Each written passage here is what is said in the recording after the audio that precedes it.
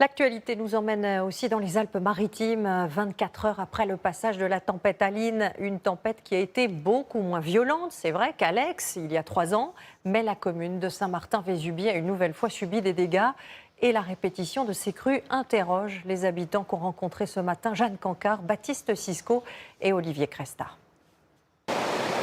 Pour rentrer chez lui, Serge, 70 ans, doit maintenant traverser la rivière, à pied. Cette route, qui relie les deux rives de Saint-Martin-Vésubie, s'est effondrée hier. Elle avait déjà été détruite par la tempête Alex. Mais maintenant, il faut que les travaux deviennent pérennes. Une fois pour toutes, que les travaux soient faits. Pour de bon, pas bricolés.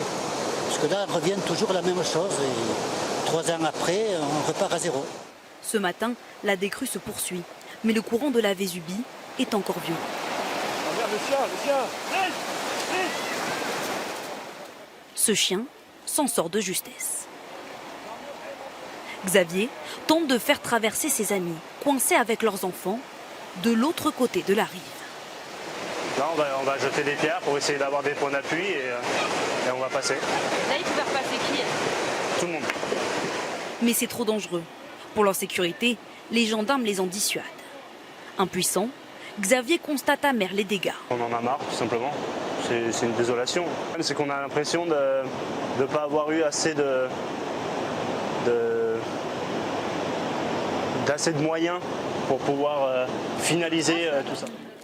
Sur le marché du village, tout le monde parle ce matin de cette tempête qui ravive des blessures. Et la deuxième fois en 3 ans, c'est trop rapproché, quoi. On a encore des problèmes dans la tête par rapport au premier, à Alex, et maintenant à Aline. C'est trop, quoi. Dans la vallée, le nettoyage va maintenant commencer avant les nouvelles reconstructions. Plus au nord, dans les Hautes-Alpes, vous allez voir que plusieurs villages ont aussi été touchés par ces fortes pluies. Le département était en vigilance orange, mais là aussi, des routes ont été coupées. Une digue a même cédé, provoquant l'inondation d'un hameau. Reportage Paul Gély et Sylvain Fargeau. Le sol de sa maison est encore couvert de boue. Jusqu'ici, ça montait. Ici, jusqu'ici. Voilà, et la boue jusque-là. Marie-Ange est sous le choc. Je suis vivante, c'est ce qui compte. Il y a d'autres gens qui sont sûrement plus en galère que moi, mais c'est dur. Croyez-moi que c'est dur. Dans son salon, l'eau s'est engouffrée et a tout inondé. Son garage est encore sans dessus-dessous. Elle a pu être hébergée par ses voisins pour la nuit. Aujourd'hui, ils viennent l'aider à nettoyer avec les moyens du bord. On fait ce qu'on peut avec ce qu'on a. Pour l'instant, on attend les pompiers là, qui vont venir avec, je sais pas, avec des jets d'eau peut-être, je sais pas. C'est ce cours d'eau, la Sévresse, qui est sorti de son lit hier.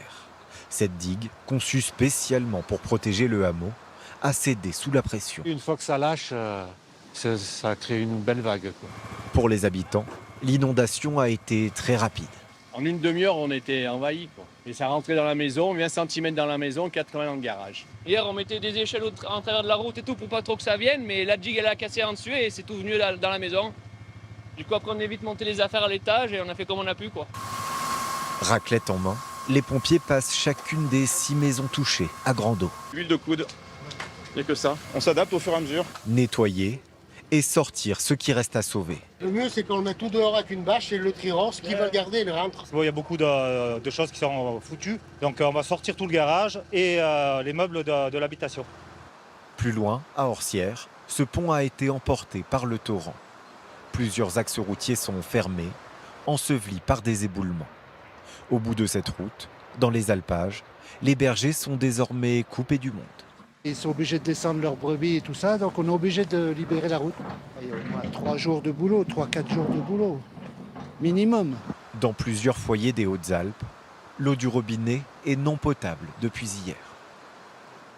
Et puis sachez qu'à des milliers de kilomètres, c'est la Guadeloupe qui est en alerte rouge au cyclone. L'ouragan Tammy va s'approcher de très près dans la journée.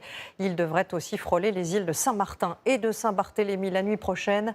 Les écoles ont été fermées, les transports ont été suspendus. Les autorités appellent évidemment les habitants à rester chez eux.